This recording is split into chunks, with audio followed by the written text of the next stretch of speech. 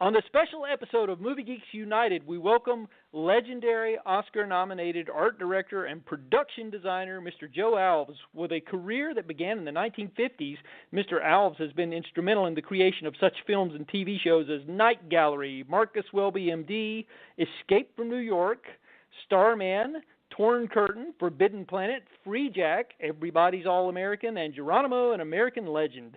In the 1970s, he began a collaboration with Steven Spielberg that resulted in his work in the films The Sugarland Express, Close Encounters, and of course, Jaws, for which he was a pivotal figure in the creation of the shark.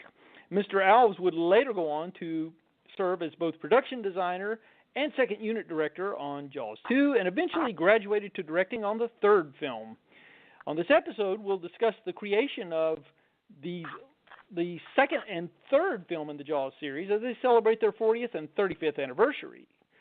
It's a pleasure to welcome you to our show. All right. Thank you.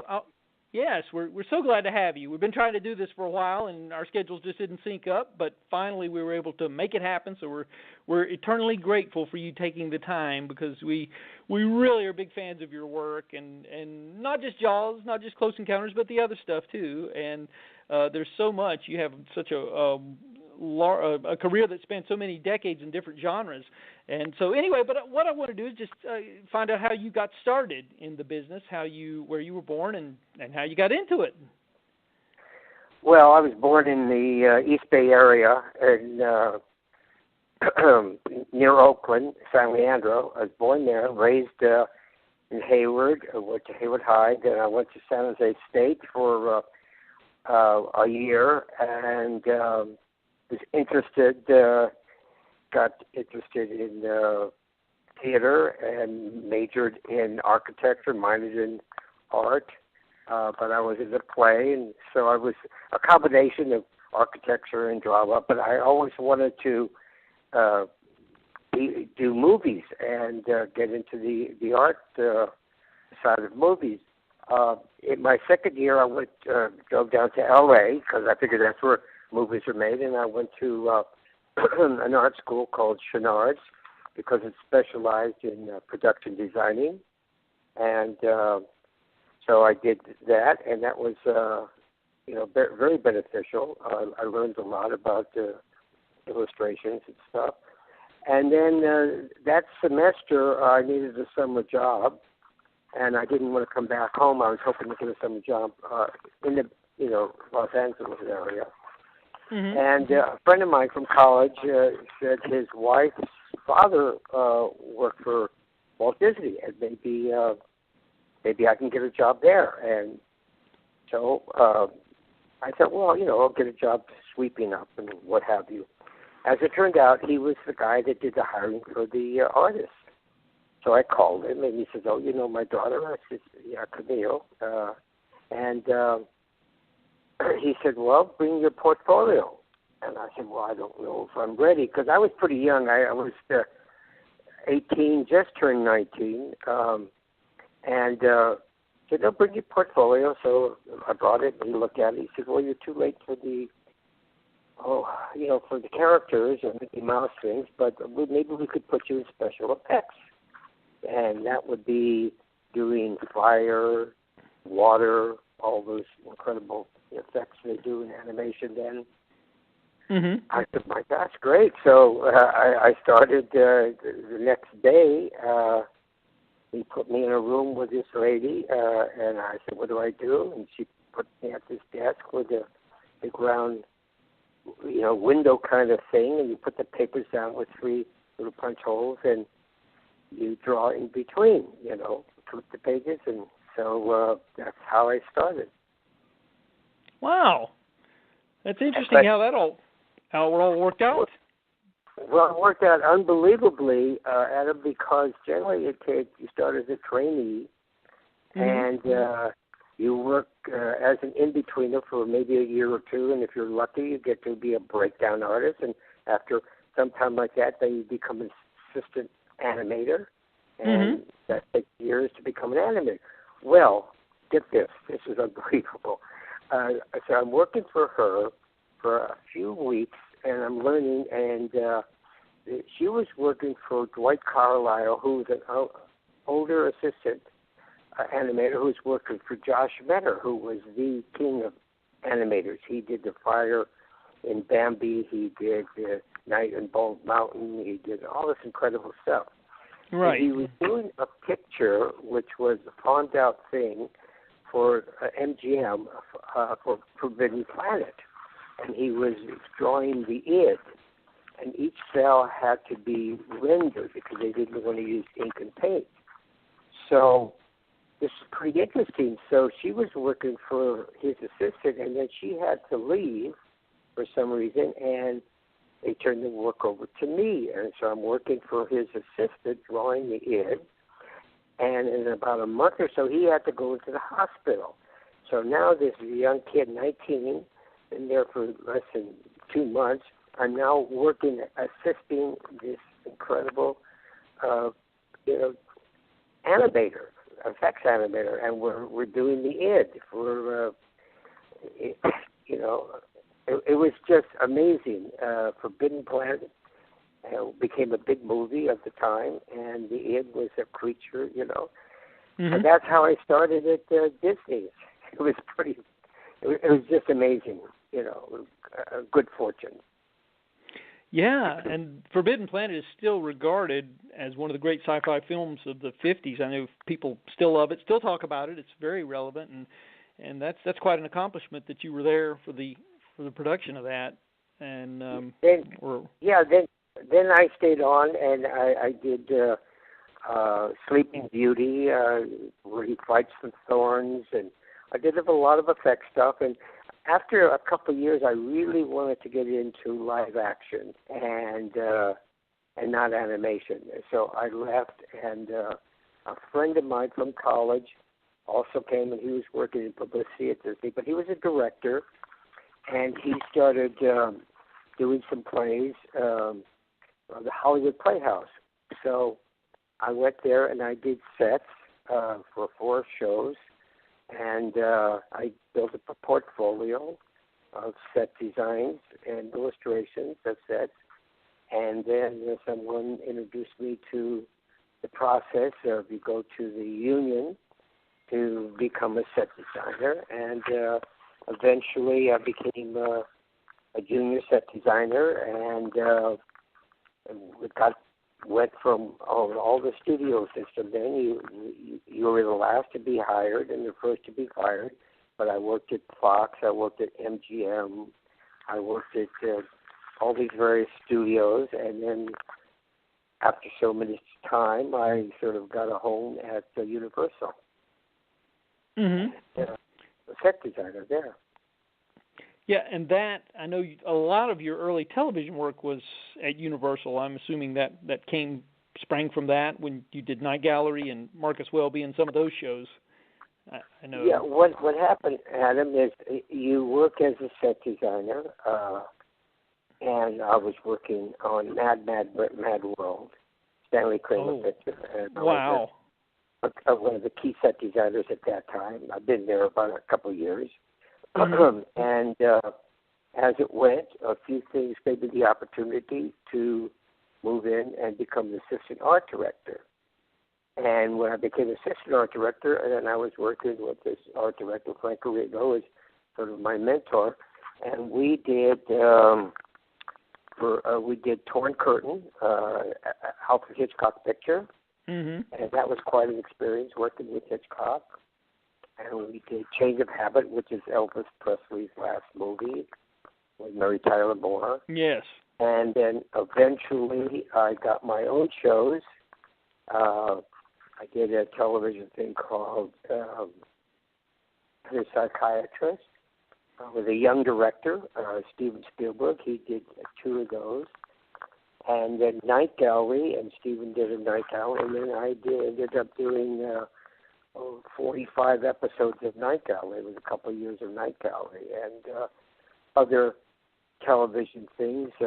Richard Boone had a Western series called Heck Ramsey. And so then we were doing a lot of movies of the week. And then this young Spielberg got his first feature film, which is Sugar Land Express. And So I got to work with Steven, and then we sort of partnered up for the next few years. Yeah, that was my next question. I guess you just answered it, was how, at what point did you guys connect? And I figured it was Night Gallery, but I wasn't 100% sure. But I know you did do a lot of work. I would be remiss if I didn't ask if you had any memories of Rod Serling while you were there, just out of curiosity for my own sake, because I'm a fan. Yeah, Rod was great, a great guy. He wasn't a line producer like on Twilight Zone, right? But he would come in quite often. And I remember Lawrence Harvey did a thing called Caterpillar. Oh, that's a terrific one. That's one of our favorites. Great show, and I had to do Barney, this sort of jungle, area with, so it was great because we were drinking wine because Lawrence was a wine collector, and Jeannot Schwark was the director. I worked with Jeannot a lot, and later I'll tell you how I got him the job for Jaws 2. But Rod Serling and Jeannot and I are all about the same height, mid 5'6", short guys, all with dark hair. And we were drinking wine, and Rod paid me a big compliment. I'll never forget this because I said, I'm so amazed and impressed by the good stuff that you've done, and he turned to me, he said, what do you mean? He said, you're the guy that's doing all the work here, you're making it, all this stuff. And it was a nice gesture, a nice compliment, but it impressed me at that time in my career that this very well-known writer, would give me such a compliment. Right. Yeah, it was very, And interesting because just a few months ago in Burbank, California, there's a bookshop. And this writer who wrote a book about Night Gallery, he had Tom Wright, who did all the paintings. He had him there the week before, and then the following week he had me with Jeannot and John Badham and the makeup guy, and it was quite a reunion after, God, how many, 40 years or something like that, Yeah. That's very nice. Very, very impressive. Yeah, there's some really, really good episodes of, and the Caterpillar is one that I think for anybody who has ever watched Night Gallery and seen that episode, it definitely stays with you. So. That one and Sins of the Father was another one that I really liked. Oh yes, absolutely terrific. And Agnes Moorehead and Richard Thomas. Those are the ones, and the pilot one I remember that had Roddy McDowall with the changing paintings. In the pilot film, it was one of the stories. That's an O.C. Davis, I think. Yeah, those are good ones. That's something to be proud of. So that was it. That was the way it was. You worked at the studio once you got locked in, and you pretty much were a staff guy, and you went from television and then to movies, and you just waited for the next project, and we ended up doing a lot of movies of the week at that time, movies for television, in between theatrical ones. So we kept pretty busy. Yeah, I'm a big fan of one of the films you worked on, Isn't It Shocking, which was directed by John Badham. You mentioned him earlier, and I know he started out on. Yeah, that's a terrific movie that I'd like to see it get a decent video release. You can find it online, but it's hard to get. That was great. I'm trying to think of the guy that was in MASH. Alan Alda, yeah. Alan Alda was the star, and we did that up in Salem, Oregon, and that was a beautiful location, and I really enjoyed that, and my relationship with John. We did a number of things.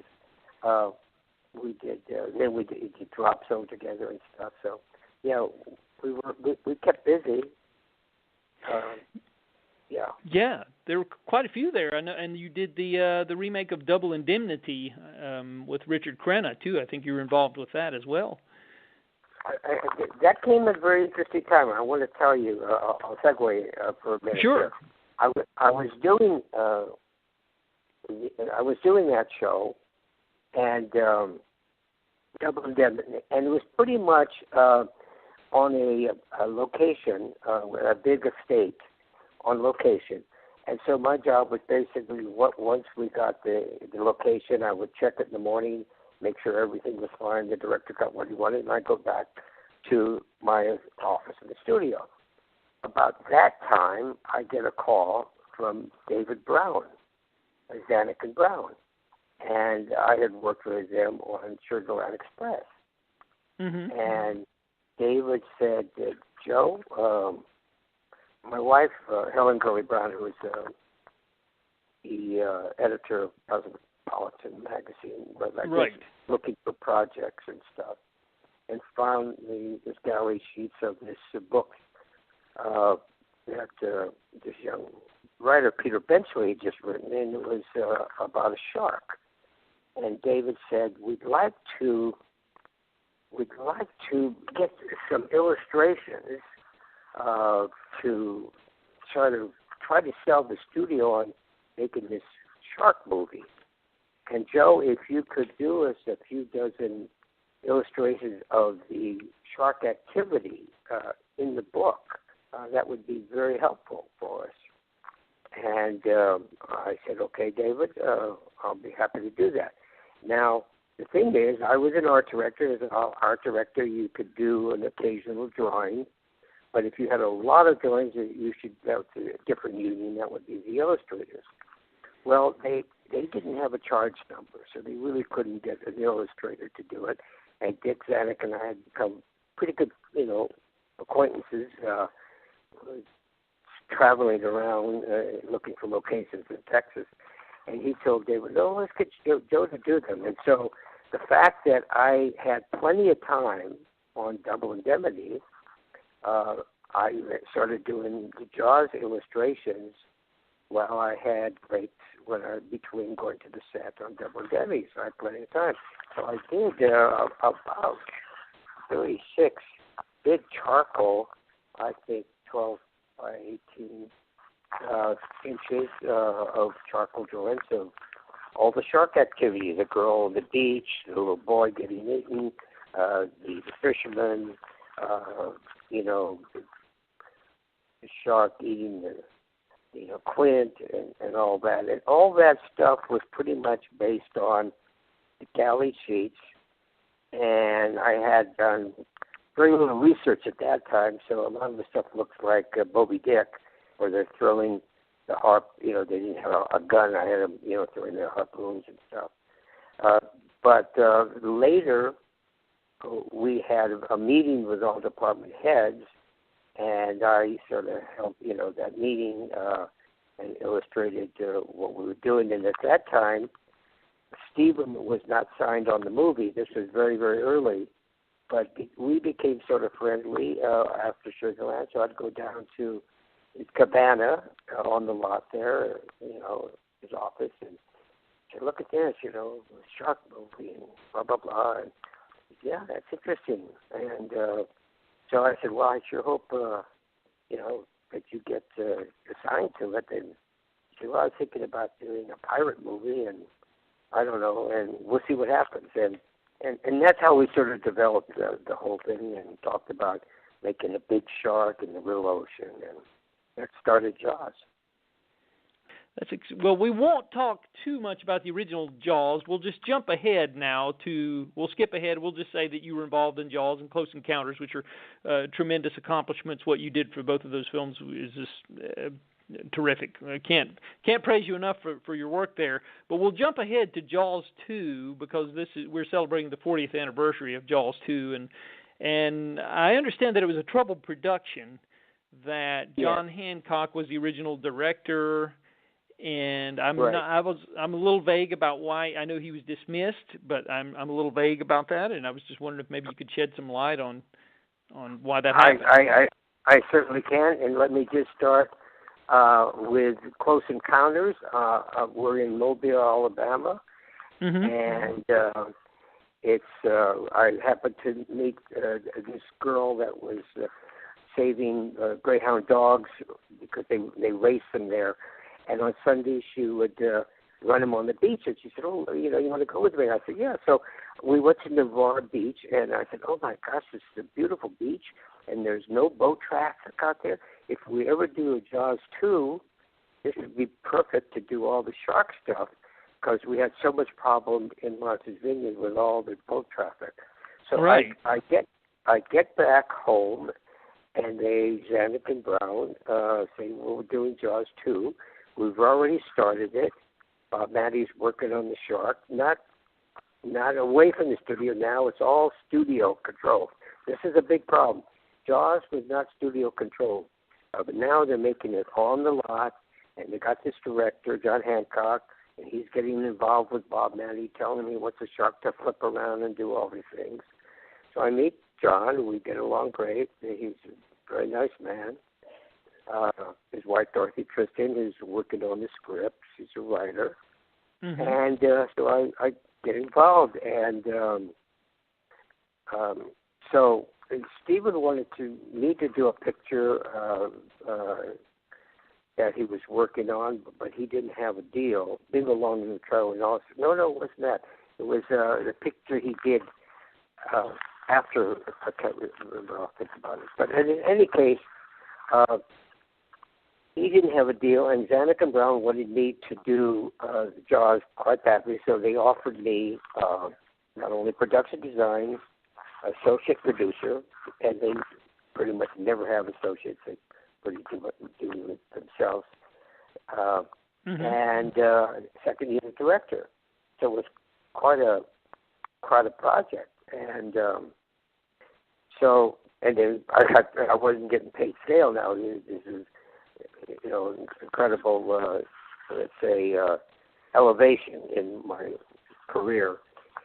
So anyway, I started working with John, and I said, "John, this is a really complicated movie, with the shark and all the shark activity." And he didn't take it that quite serious. He was doing a play with Tennessee Williams, a local play down on Crescent Heights in Hollywood, and the theater there. And I met Tennessee Williams. It was nice, but I was thinking, "John, I hate to tell you, but I think you really should focus on this movie." "Well, oh, yes, Joe, no problem." In any case, we started to go on location, Martha's Vineyard, and he had some casting. He didn't cast Jeffrey Kramer as the sheriff's deputy, and he cast somebody else, and different kids. And in any case, he had a different play on the movie. He wanted Martha's Vineyard to look dark, and he wanted the fences broken. He wanted the kids' boats to look dark, like everything. The shark just made everything bad. And I wasn't really happy with that concept, but he was the director, and the studio went along with it. In any case, I said, okay, so I was there with him, and in the meantime, I was getting Bob Maddie and the effects people set up in Florida, Navarre Beach, so we could do all our water stuff there, and just do Amity, in Edgartown. So the first day of shooting, he had all the kids on the dock, and he was having trouble staging it. And Tom Joyner was the production manager. He had been the first assistant on Jaws, and so he was elevated. So I don't know. I heard that John wanted to wrap at 3 o'clock. And my God, in the summer, at 3 o'clock, you got another 4 hours of light, pretty much. And down there, he said, well, I'm having problems, and and I said, okay. I said, can I help you? He said, well, you could start doing some second unit run-bys and, things like that, establishing the island, which I did. And then he was still struggling with the kids. And then I left, and I went down to Florida to get with Bob Natty, and I heard that they were canceling the show. They had let John go. I had nothing to do with it. I had no knowledge that was going to happen. I just know that he was struggling a little bit. Janica Brown had a problem with it. And I went back to L.A., and I met with Verna Fields, who was really a close friend, and she was the editor of Jaws, won the Academy Award.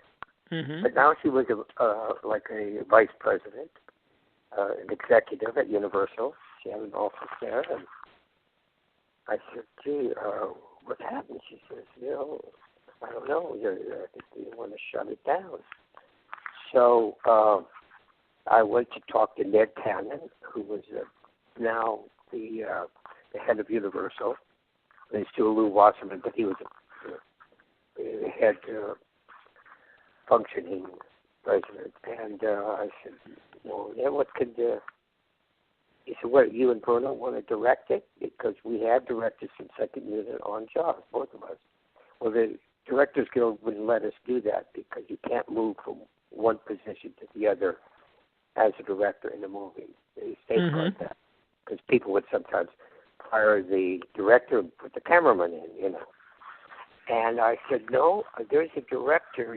They're talking about Otto Preminger and Victor. I said, we lose everything we've got. We've got to start shooting the shark during the summer, or we're going to lose the whole year. And they saw the obvious that was true. And I said, I recommend this guy, Janot Schwartz. There's a lot of night gals with him. He's a good director. He's got this movie out called Bug. It's a small independent thing. So Verna ran it. She liked it. And so they got, Janot got the job.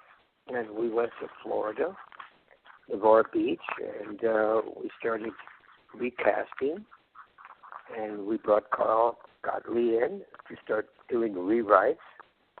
And that was how we geared up. And then because Janot had so quickly had to, get himself accustomed to what was happening with the rewrites and working with the actors, and we had a little problem with the Roy Scheider, really didn't want to do the sequel.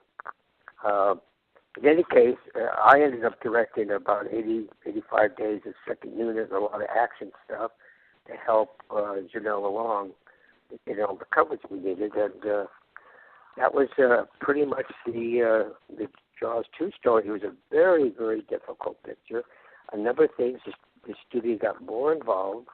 They wanted more and more shark footage. They thought because Jaws are so successful with the shark, let's have more shark. And we shot a lot of shark, even though we had to cut a lot of it out, But, that's the story.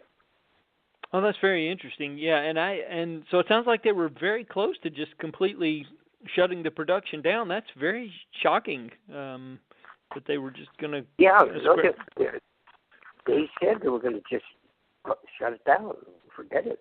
And we already had spent a couple $1 million on the shark and other activities, and but it did. There are some casting rechanges of some of the kids.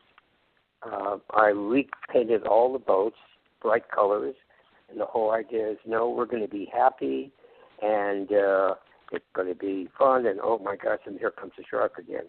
So we didn't want to make it a downer. We wanted to make it a happy movie with the kids sailing and everything was good, and Murray Hamilton's character, the mayor, he was happy because everybody was coming back again, and oh boy, here comes the shark again. So it was a really good turn, and we had to go back and get a lot of footage on the island with Bill Gilmore, who was the production manager on Jaws. He went there with Lorraine Gary and Roy Scheider and got just run by stuff. And then, worked real hard to, with Carl, put the new concepts, and I directed a lot of things with the kids sailing their boats. And it was not without problems because we didn't have boat traffic out there, so we had pretty much empty we did have some heavy, the Gulf of Mexico can have these little tornadoes and things like that. We had some big problems with that. So, but it was a long shoot, and it was a hard shoot in many ways. Sometimes even harder than Jaws because we were trying to do so much stuff. But the shark was always working pretty good now, because once we got the time to develop it, we made faster sharks. We made shark fins. I did a sequence with the girl on the boat that blows up and burns, and so it was a lot of activity. Yeah, you can tell the improvements in the shark attack scenes for what the movie, if it's missing some of the richness of characterization that we have in the original movie, they kind of make up for it with the attack scenes. So I'll give it to them for that on Jaws 2. It does deliver in that department for sure, and your contributions are superb, of course. But of course, it went on to make a lot of money and all that. Yeah, so I guess it's a different activity. There's a thing. You when you do sequels, you're always going to have problems with that. We lost the main characters, the three characters. So now what we did was rely more on the activity of the kids, and we still had the sheriff, and he had his problems, and we had beach scenes and stuff like that. But yes, the shark worked better, and I think it was a successful movie. Certainly financially, it was quite big. But you don't have the same impact as the first one, and you never will, because and we had the same problem on 3, and then 4, I had nothing to do with 4, but 3 did financially extremely well. The only one that didn't really work was 4. It just sort of died, Yeah, I think it had run its course by that time, and that was going to be my next question, because after Jaws 2 came and it did really well financially, they wanted to do. They said, well, from what I understand, they had made the decision that they had gone as far as they could with the Jaws concept, so let's just do a parody. And they had a script called Jaws 3 People Zero, I believe, and I wanted to see if you had any involvement with that one. I didn't know if you did. No, I didn't. I'll tell you what happened. Joe Dante was going to direct that, and they looked at it. It was sort of in bad taste. It was to make fun of the people that made the most successful movie, which was really, Spielberg heard about it and was extremely upset because we're going to make him look like an idiot. And he said, well, I think basically that if you make this and forget about me, we're doing anything with Universal. So they stopped that. But prior to that, Zanuck and Brown pretty well washed their hands of the second sequel. And Alan Landsberg, who was the television guy, that's incredible, and crazy shows like that, a lot of documentaries, docudramas and stuff. Yeah, In Search Of was the one that I always thought of when I thought of Alan Landsberg, the one with Leonard Nimoy hosting. Yeah. So it was that kind of thing.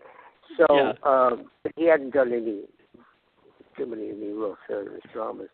I was doing a picture with Zanuck and Brown called The Ninja. Irv Kirshner was the director. And I was on that for some time, and it was a very successful book, The Ninja.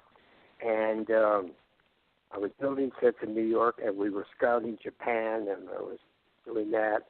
And it went on for months and months, but Irv couldn't.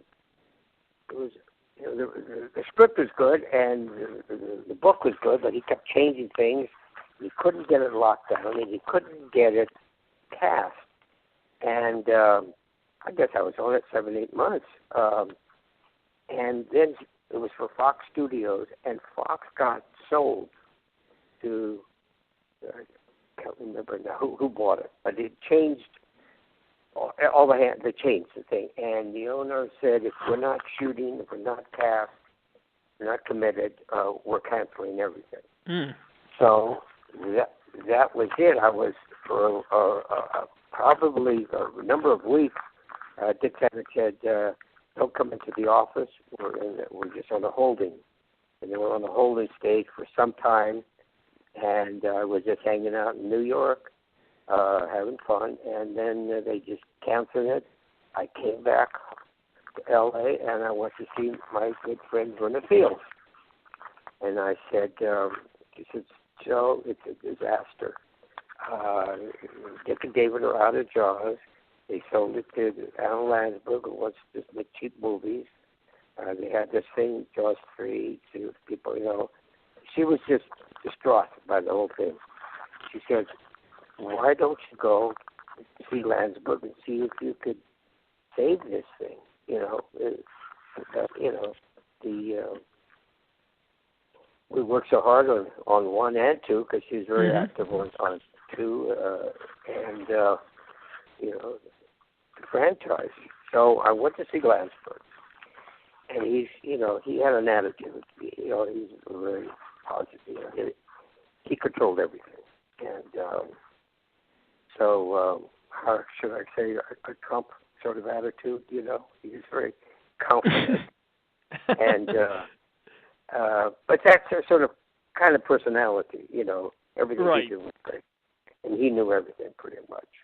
And I'm not trying to talk bad about the guy. He's not alive anymore, but he was sort of difficult because I said, okay, well, Richard Matheson was the writer of the script, and Richard did some good things, the Twilight Zone and stuff. And of course. So, well, it takes place in the theme park, a water theme park. Why don't you? You know, he said, "You were a producer." I said, "No, either I direct it or I don't want to be involved in the producing thing." He says, "Okay, go scout with Richard, see what you guys come up with, and we'll talk about it." So we went with an assistant of Alan's and young guy, and we started looking at theme parks in Florida, water theme parks. And one particular one, there was a screening. It was a theater. They had underwater stuff, and I can't remember who made it, but it was beautiful. You know, tide pools and coral reefs and stuff like that, and it was in 3D. And so I came out, and Richard looked at me, and he said, "What are you talking about? Doing this in 3D?" I said, "No, Richard, look at Jaws 3D. We take the onus off the third. We make the third, you know, Jaws 3D, and it's suddenly a new thing." And I came back, I think it was Thanksgiving break, so I was at my sister's, and at that time I drew a shark coming at us, and I had Jaws 3D coming out at the, you know. I showed it to Alan, and he said, "Oh, this is great. Let's go to Sid Sheinberg." We went to Sid Sheinberg, and he looked at it. He said, "Good, can I have this?" I said, "Yeah, you can have anything. You're the president, you know." Anyway, what happened is he took it to Wasserman, and Wasserman said, "This is great." So they were all excited about doing Jaws 3D, and I was going to direct it. And so that's how that started. And so then I had to get a crew together. Jimmy Cotner, who was the assistant cameraman on Jaws, who had done some really good shows, some few things with Stallone. He's going to be director of photography. And put a crew together and started casting. I think Alan, so what we had, John Hutch and Lou Gossett was a big thing, Leah Thompson. Leah Thompson came in, and for some reason they didn't like her too much. I liked her a lot. I thought she was very fresh and a lot of, and so then we were casting in New York, and she shows up again and says, "Oh, I thought you guys want to see me again," sort of And I said, I really like her, so that was great. So we had the cast together, and the lead, what's his name? Dennis Quaid. Yeah. Dennis had worked with Alan. Anyway, so we had a good group, and I told Alan, I said, we got to start making some sharks. What do you mean? No. I've got all the stock footage of sharks. We're just going to use sharks, real sharks, and animated dummies from here. I said, that's not going to work, Alan. I said, besides, we need a bigger shark. What are you talking about? We swallowed Simon the Crocodile, so we needed a 35-foot shark. So basically, we had to make a bigger shark. I brought Robert Glass in to make a bigger shark, and we did a lot of smaller bits. And we did some interesting things. We built a big tank. We found a location in Orlando, Florida. Built a big tank there and did the underwater stuff there. We also did something different, too. We did a lot of dry for wet, like in the tunnel that was not underwater. That was all make-believe water, and the shark was dry. So it was very different. But my two problems were, one, Alan wants to start shooting very quickly. As I said, we don't have a camera. This is old camera stuff that we have. It wasn't quite as old as the twin cameras in House of Wax, but it was a single lens camera thing. But Jimmy would call it the Ultra Jam. So we had Aeroflex make us some new cameras, underwater cameras, and some new cameras. And we were doing 35 millimeter, and we were slicing it in half, and the top half would be the left eye, and the bottom half would be the right eye. And so I had this incredibly wide, aperture, format. It was very difficult to always put the actors in. There was so much space there.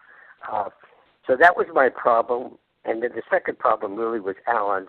He was always trying to tell me what to shoot and how to shoot. And I eventually got a very, very large first assistant director. I said, just keep him away from me. Let me make this movie. And it sort of leveled out. But it was a struggle. It was not easy because we didn't know if the convergence was right. When you would see dailies and the eyes would be burning because they not only have to get the camera convergence, kind of get the projector convergence. And, it was a struggle. But the thing that bothered me mostly is that I cut the movie. I didn't have final cut. I cut the movie at the same distance, length as 1 to 2, about 2 hours and 3 minutes. And Alan and the studio decided to cut 20 minutes out of that. And so a lot of the story and personal, I got Charles Chaplin was a critic, and he criticized that. He said that I cut the film too quickly, expedited it, and it wasn't me at all. You don't have final cut when you do your first movie.